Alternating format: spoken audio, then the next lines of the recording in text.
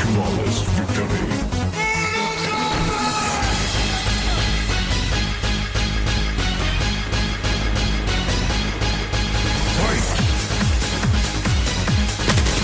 What the fuck was that? Oh, tomorrow Simple Jack dies. Great. Let me get this down. 100 million. Oh, wait. I got a better idea. Instead of 100 million, how about I send you a hobo's dick cheese?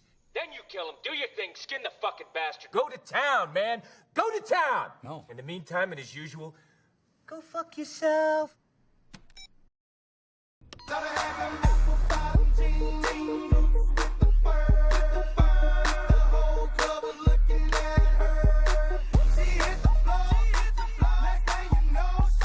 See, this is the good part, Pecker.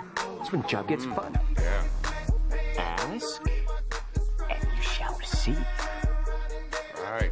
You play ball, we play ball. I know you want the goodies. Welcome to the goodie room. You paying attention?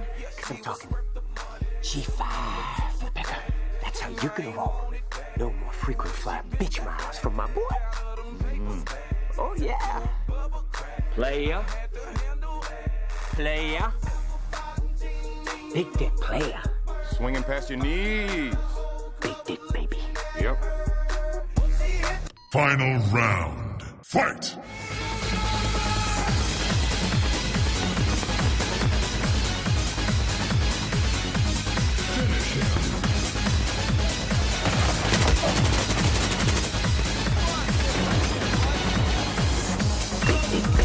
Yep.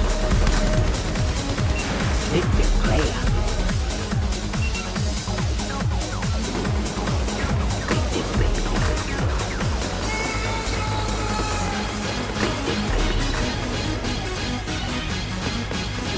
Big dick player.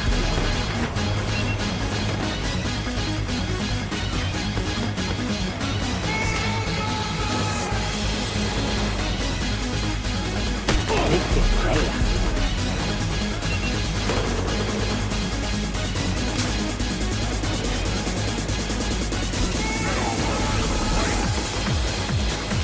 Big dick player.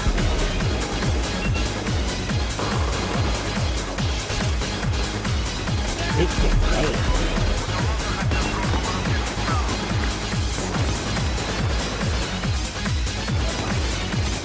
Big dick player. Big dick player.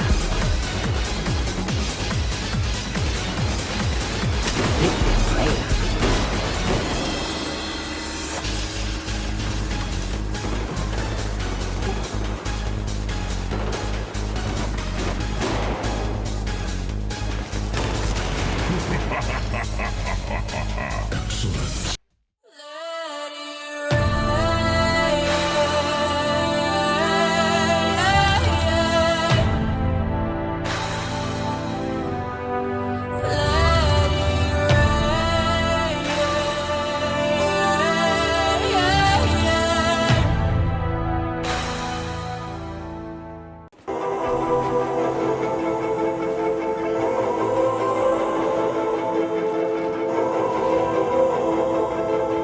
So you're dealing with an addicted generation. This is a big time bomb ticking.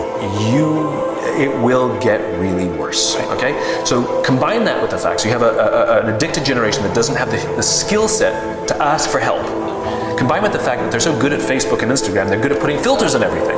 So they're good at showing you how smart and strong they are. These kids who commit suicide, you go look at their Instagrams, you would have no clue that they were depressed because they're happy and they're star athletes.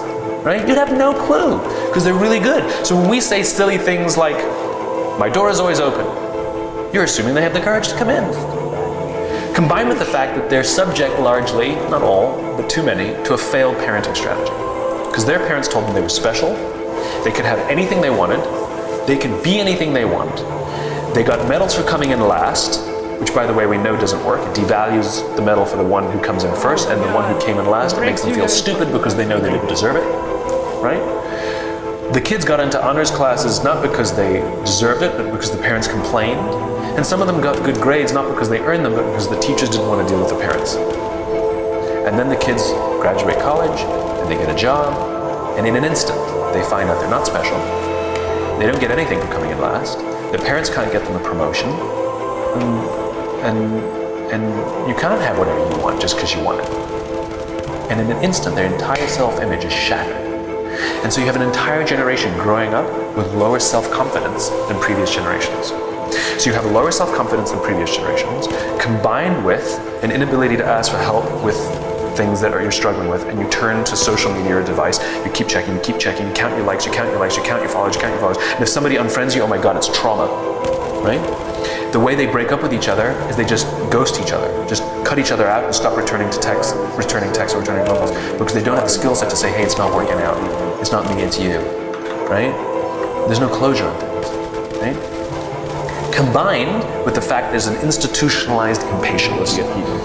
So they've grown up in a world of instant gratification. You want to buy something, you go on Amazon, it shows up the next day. You want to get in touch with someone, you don't leave a message on their machine and wait 4 hours for them to get the message, you just text them and they get back to you. You want to watch a movie, you just log on and watch it. You don't have to check movie times, right? Everything happens instantly. You want to get a date, swipe right. You don't even have to muster up the courage to go like, hey, you don't have to. There you go, got a date, right? And so the problem is, they're accused of being entitled. I don't think they're entitled at all. Not at all. I think they're impatient. I keep meeting these fantastic, smart, driven, ambitious, idealistic, fantastic kids who graduated school, they got a job, they want to make an impact in the world, and I go up to them and say, how's it going? And they say, I think I'm going to quit. I'm like, why? They're like, I'm not making an impact. I'm like, you've been here 8 months. And it's as if they see the summit of a mountain. It's as if they're standing at the foot of a mountain and they can see the summit, they can see the thing they want to make an impact. What they don't see is the mountain. This large, immovable object. You can go up fast, you can go up slow, I don't care, but there's still a mountain. What they don't understand is that life, that relationships, and career fulfillment are a journey. There's no app for that. I got nothing. You've got to go through the slow, plodding, annoying, meandering process called career and life. But if they don't get it in 8 months, they go look for it somewhere else. They don't get it, they go look for it. It's impatience.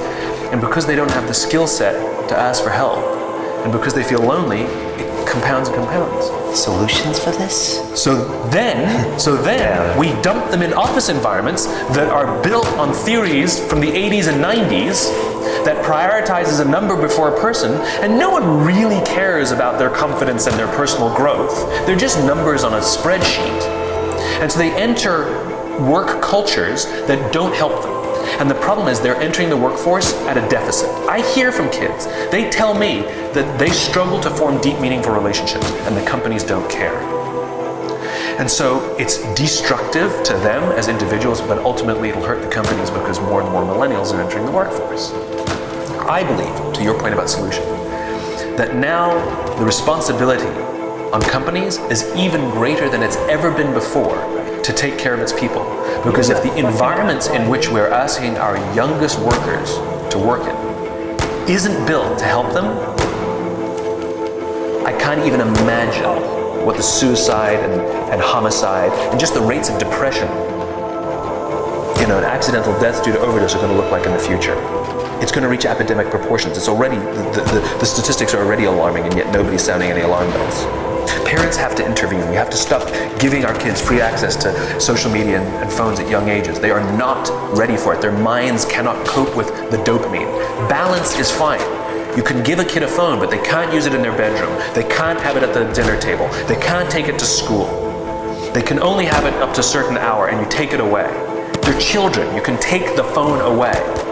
We've got to intervene as parents. But as companies, we now have to deal with the influx of kids that are coming into our companies with addiction. Watch, I see it all the time. Walk through any office. You'll see the older employees have their phones on the sides of their computers as they're working. You'll see the youngest employees have their phones face up in front of their keyboards between their arms as they're working. And this is how they work.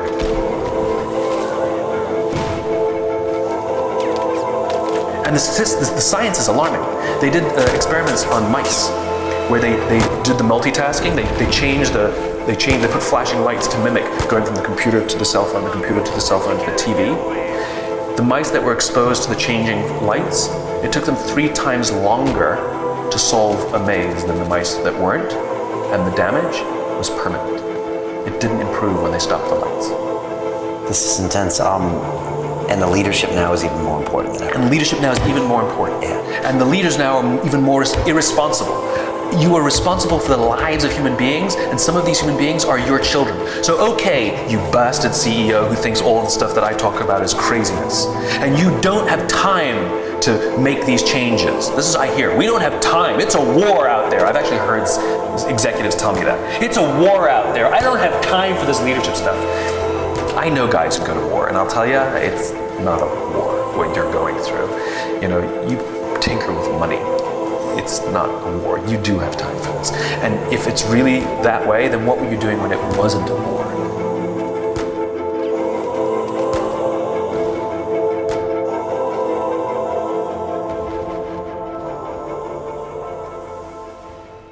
To grow old in my arms, oh girl.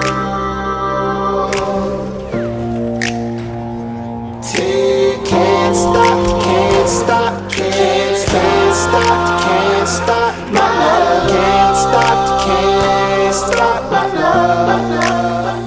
Oh baby, can't stop, can't stop, can't stop, can't stop my love. Can't stop my love. Can't stop me, baby, you can't stop. You know we Can't stop, can't stop.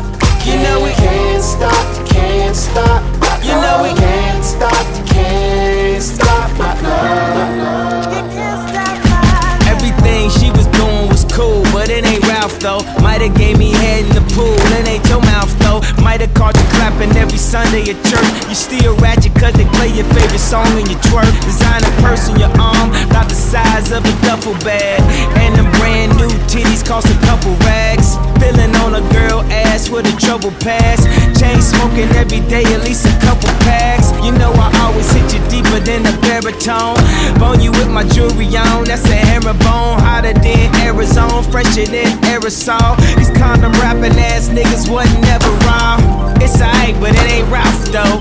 And unless your money talking, keep your mouth closed. We smoking Indo, Alto, and Palo Alto. If this party ain't got hoes, my intro's my outro. Can't stop, can't stop, can't stop, can't stop my love. Can't stop, can't stop my love. Can't stop me, baby, you can't stop. You know we Can't stop, can't stop, You know we can't stop, can't stop. You know we can't stop, can't stop my love. You can't stop my love. Can't stop, can't stop. You know we Can't stop, can't stop. You know we can't stop, can't stop my love. Can't stop me, baby, you can't stop. You know we Can't stop, can't stop. You know we can't stop, can't stop. You know we can't stop, can't stop my love. You can't stop my love. My arms, oh girl. Take all, can't stop my love. You can't stop me, baby, you can't stop. Can't stop, can't stop, can't stop, can't stop my love. Can't stop, can't stop my love.